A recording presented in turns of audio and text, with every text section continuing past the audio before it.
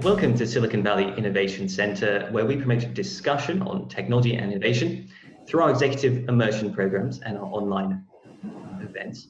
We're coming live to you today through Facebook Live, through YouTube. So don't forget that in the comments section there, you can send us your thoughts, any questions for our guest today. My name is Rahim Rahimtullah. I'm a brand ambassador here at SVIC. Today, I'm going to be talking to Mathieu Guerville. He is Principal and Innovation Director at UL Ventures, and he joins us now. Mathieu, is the connection good there? Can you hear us? All good, thanks, Ryan. Perfect. I wanted to ask you, Mathieu, about UL Ventures, which you headed up when it began in 2017. That is relatively young part of the UL business, which has itself been going now for over a century, in fact. So I was hoping you could tell us a little bit about why UL decided to start a corporate venture capital fund, and why was it at that moment in 2017 that it was the right time to do that? Sure. Well, I think it all follows part of a long journey. UL has been somewhat stuck in its own way and focusing on a very narrow definition of safety and a very narrow mission for the longest time, over 100 years. But over the past 10 years or so, we really started realizing that the definition of safety is evolving. People aren't so worried about their dishwasher or their toaster setting the house on fire or getting electrocuted by power tools, but they start worrying about other things, be it cybersecurity, maybe the quality of the plastics that are in their water bottles and such. So over the past 10 years, we've really had a very long journey towards more innovation, to redefine what safety means and also redefine how we assess safety. So that has translated into roughly 70 acquisitions that actually used to be part of my role, a lot of internal programs as well. And I think about a year or two ago, myself and a handful of others started realizing that we had reached such a level of maturity in terms of innovation that some of the more forward-looking or exotic tools for more innovation could be potentially leveraged at that point. Corporate venture capital is obviously one of them.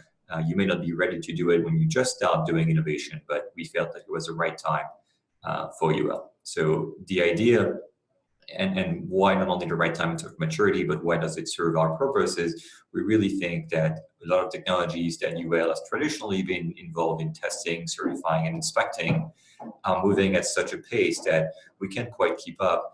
And frankly, if we went the traditional route of having our engineers keep up with what's happening, or sometimes acquiring companies, we would be a few years behind. And so who is not a few years behind, but instead a few years forward, that would tend to be startups. And so we want to be plugged in. We had been actually involved with startups before. We've done some collaboration projects, etc. But this was just a natural extension of doing it, cranking the dial up a little bit. Sure. What do you look for in a startup to invest in? Yeah, so I think there's mostly three things. Number one is obviously there needs to be a connection to safety in some way, shape, or form, either in the present form of the startup or in its not too distant future, because obviously we're still a mission-driven company. The second thing I think that we look for is actually some sort of correlation or ability to have an impact on UL's business within 3 to 5 years. And when I mean have an impact, it could be something that helps us do our job better. It could be simply technologies that we would leverage down the line. It could be an impact in a way of opening up new markets down the line, maybe collaborating with a startup, being a go-to-market channel or something, but essentially deliver the ability to bring new services to our customers, still in the spirit of the loosely defined concept of safety. And then we're obviously looking for the same thing that most investors, financial, strategic, are looking for. We're looking for quality in the people, quality in the project, and obviously things that are going to be relevant to us strategically. So if you have the new Instagram or a dog walking app, we wish you all the best, but it's not necessarily something that's going to resonate with our audience, both internally or even our customers. So we have to have some focus. That makes sense, of course. And as you say, there are many advantages that investing in startups can bring to UL, but how do you approach the risks? And when I say risks, I mean, of course, there are the financial risks, as there would be with any venture capital investment, but I'm thinking more about the strategic risks in terms of potential clashes of culture between the UL corporation, between startups. How do you get the balance right between neither side having undue influence on the other? Yeah, it's a great question, and it's one that we get all the time. Even internally, people asking us, how are you going to make sure startups are also concerned, obviously, about protecting their IP and also not being too distracted by the big machine that a large corporation can be. So I will say nobody that I know has really solved it. I was recently at a conference on that very topic in Santiago, Chile, and no one really had a perfect answer.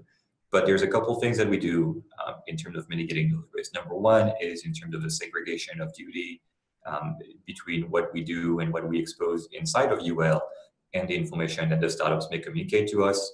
We're also pretty liberal about letting startups limit our information rights. We essentially put some governance and some safeguards that way in this sort of the formal way. And then in the informal way, it's really about us, the ventures team, which is 5 strong, and we're actually hiring right now as well. We really play that role of hand-holding on both sides, and hand-holding can be facilitating, but sometimes it's also making sure that the proper governance again and the proper risk mitigation things are put in place. So that involves things such as prepping our internal UL teams before we introduce them to one of the startups, or giving the proper guidance in terms of the types of commercial agreements that they could develop. What are the things that would be fair? What are the things that would be unfair? And so essentially we play that role of facilitating the relationship, not only for it to create opportunities, but also so that it doesn't bring unnecessary risks. And I'm wondering what you think. I mean, you say there are these risks, and of course you say you have structures in place to try to minimize those. And I think what we see is that corporate venture capital is actually a growing phenomenon. There are more and more companies launching funds to interact with startups in this way, in spite of those risks. And so I'm just wondering if, perhaps stepping back a little bit from UL, do you think that corporate venture capital is the right answer for any business seeking more innovation?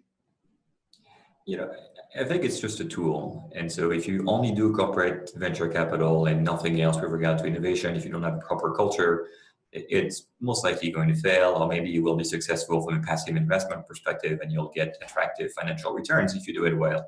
But you're not going to get what you're actually getting out of it. You're not going to get the innovation aspect of it. That being said, if you have the ability to do it, startups have limited amounts of time. They typically, in this day and age, don't have too much trouble raising money, especially the good ones. So their most valuable resource is really their talent, which is often pretty rare, especially if you look at things like machine learning or AI. And then just the sheer amount of time that they have in the day for their executives.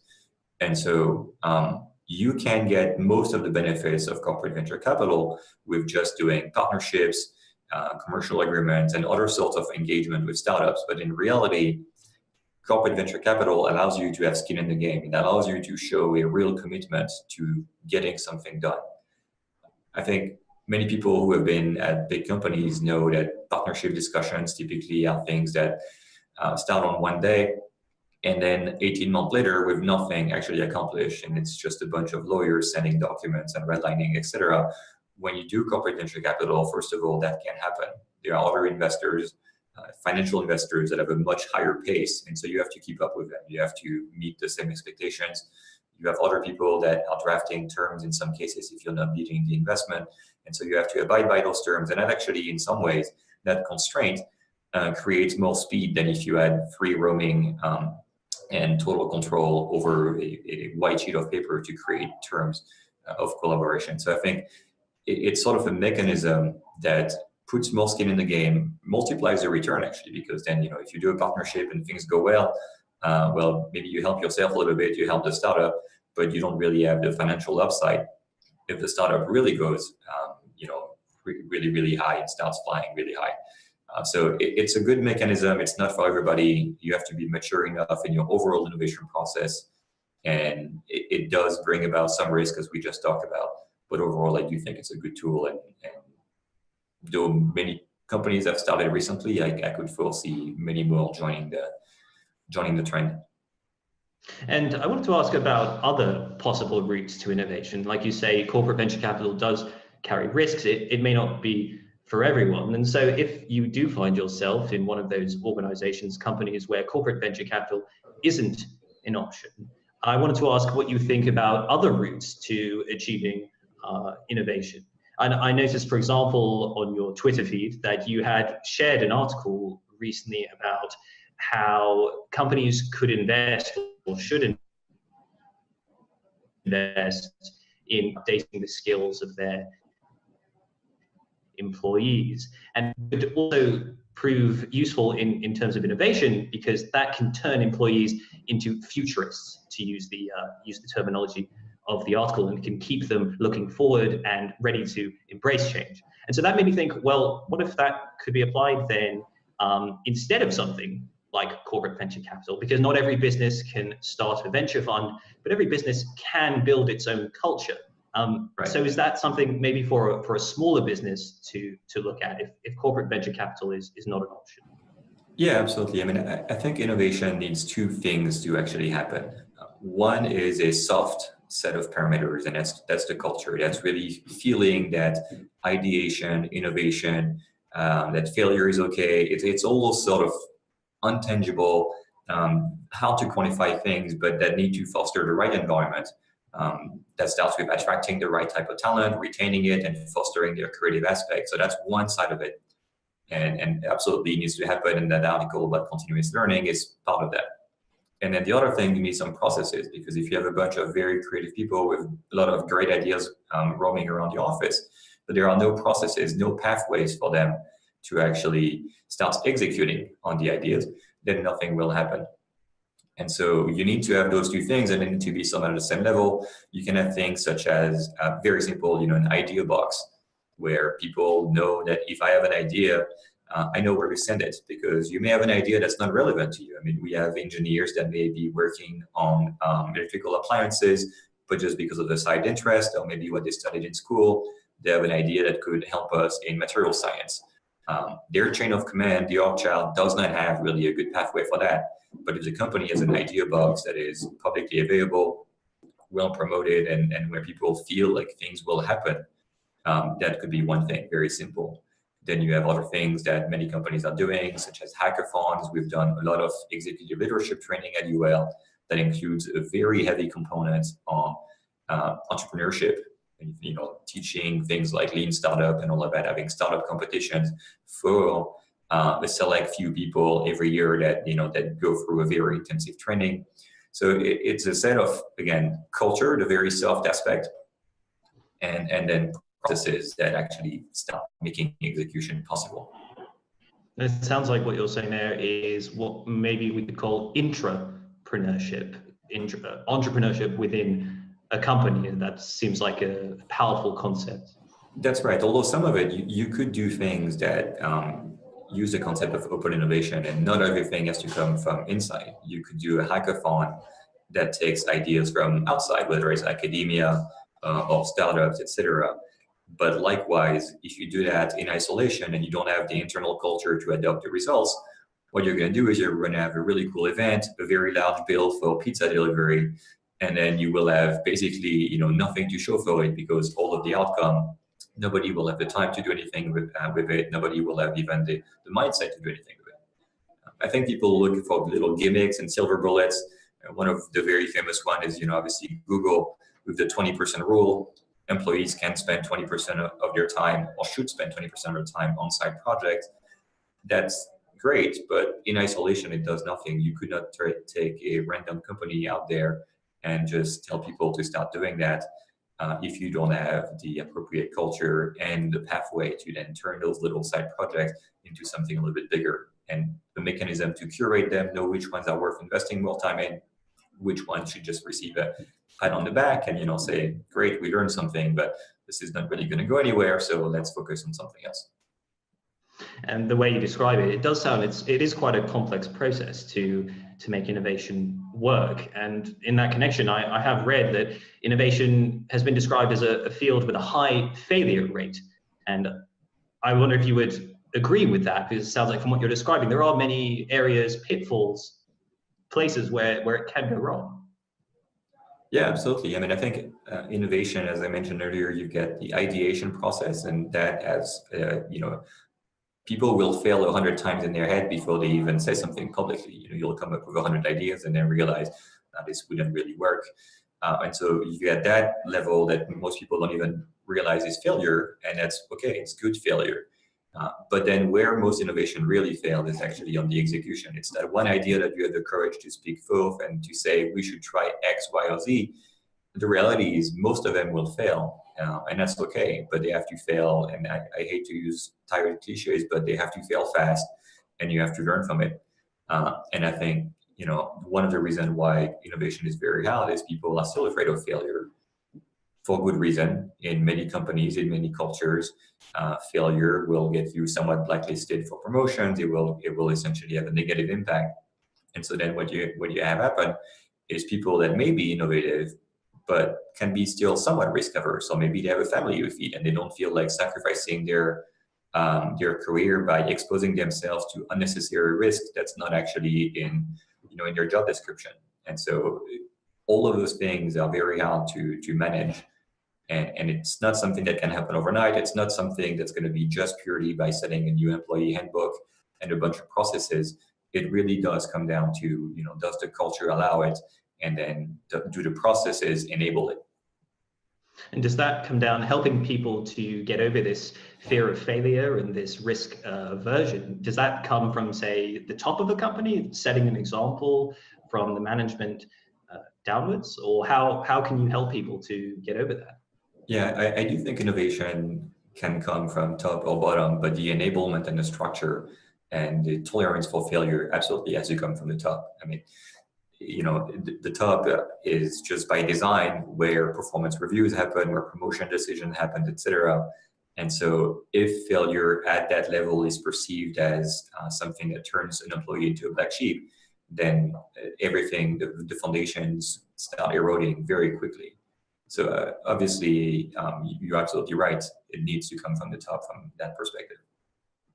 And another essay I know you've talked about in the past has come from one of the partners at Y Combinator, who has said that, and perhaps it's sort of what we're doing today, is talking about innovation and looking at different ways of doing it, different philosophies, different pieces of advice about how it should be achieved. And in this Y Combinator essay, the author was actually talking about how this more applies to startups, where they maybe an entrepreneur might want to start a company, but is a little bit afraid to do that and is shopping around for advice. It's asking everyone what they think and what's the right way to do things before they actually take any steps. And I thought maybe in the innovation field, the same thing can happen, where everyone's sort of looking around trying to find out what's the best way to do something without actually doing it. So what's your take on that? Should companies just jump in, like you say, fail fast and just iterate through it? Or would they be best to, definitely take it slowly and make sure they get it right? Yeah, I mean, I'm a big fan of this idea of playing in a sandbox. And when you're a startup and you have 2 employees, or not even employees, but a couple of founders together, your whole company is a sandbox. And so you can throw everything at the innovation wall and see what sticks. And as soon as something doesn't stick, then you pick it back up, reshape it a little bit and throw it at a different wall. In a big company, it's much harder to do that for the reasons that we discussed earlier. Maybe if too many people see you fail, that will have a negative impact. And also, frankly, the size of the wall and all of the implications of a failed product could be magnified to a very large extent and be really detrimental. But innovation doesn't have to always happen for everything. You could just try a new product for only a select few customers in a select few markets. You could even create a product and only test it internally. Or you could create a product, spin it off, or you could partner with a startup that has a product and kind of see how things work. You don't have to sort of go all in the deep end. And so I think it tends to be sort of an excuse. Innovation is one of the things that people are a little bit scared of. Even people who are innovators, they're a little bit scared of the consequences. Whether it's to lose face or again have negative impact in your career. People are always looking for excuses as to why it can be done. And I do think that if you just narrow the scope, you mitigate the damage, not by changing the idea. If you have a good idea, don't make it, if you have a really disruptive idea, don't make it merely incremental just to mitigate the risk. Keep it disruptive, keep it really interesting and exotic, but do it in a very small environment, really contained where, if something goes wrong, the virus doesn't spread and don't turn the whole planet into a zombie apocalypse movie. Some examples, something I know recently, I talked with you guys with people from Nigeria, and their excuse for why innovation was difficult, and I use excuse loosely, right, was there's a lot of corruption, etc. And so I challenged, I think he was the dean of the university, or maybe a professor for the entrepreneurship program, and I challenged him and said, but are you corrupt? Is your department within university corrupt? No. Okay, well, why don't you try something in there, whether it's a digital currency or whether it's a small app or something. Why don't you try it first in your department, in that safe sandbox? And then if it works, then it might be worth trying to overcome the bigger hurdles. And that's sort of how it works. Another one was with a banking institution. Their excuse was obviously regulations and the risk, and we have so many customers and so much money. If this doesn't work, it's like, well, you can try it on 10 customers. What's the worst that could happen with 10 customers? You pick 10 that you could cover all the losses if needed, and try it like that. Not everything has to be straight to the deep end. And thank you, Matthew. And I think that's sound advice. And I think we're just coming to the end of our time now, unfortunately, today. So if I could ask you just to perhaps, we've been talking about how there's so much advice out there, and you've obviously given us plenty of really useful insights. But if I had to put you on the spot and just say, boil it down for me to one key thought or idea that you'd like the listeners and viewers, the executives out there to take away with them when it comes to making innovation happen, what would that be? Well, I'll go with something we haven't talked about today, but I'm a big believer that curiosity is where all of the ideas happen. And so you need to create either hire really curious people that will always be tinkering on the side or reading about things that are not related to their job. Or if you already have a staff you want to work with, start to foster that curiosity, expose people to different things, because the first step of innovation is ideation. And in reality, I do believe that you need curiosity and sort of that exploratory mindset to come up with ideas in the first place. Then execution, you can recruit people or consultants even to put all the right frameworks in place to give you the tools to manage and curate and all of that. There's plenty of that. But the mindset, people coming up with ideas that are actually worth betting on, that can be quite tough. So foster curiosity or hire it. Perfect. Thank you, Matthew. Curiosity, the keynote for our talk today. Many thanks for joining us here at Silicon Valley Innovation Center. Thank you. And thank you to our listeners and viewers. Don't forget the recording of our talk today with Matthew is going to be up on our website very shortly. That's siliconvalley.center. You can find it there. You can also find recordings of our past webinars and interviews, and you'll see a schedule of all the ones which are upcoming. I'd like to remind you we have one upcoming, which is going to be next week, August 7th, 9 a.m. Pacific. That's going to be with Gregory LeBlanc. He is a lecturer at the Haas School of Business. It's going to be extremely interesting, just like Mathieu has been for us today, but that's where we'll have to wrap it up. So many thanks for joining us, and we'll see you again soon. Bye-bye.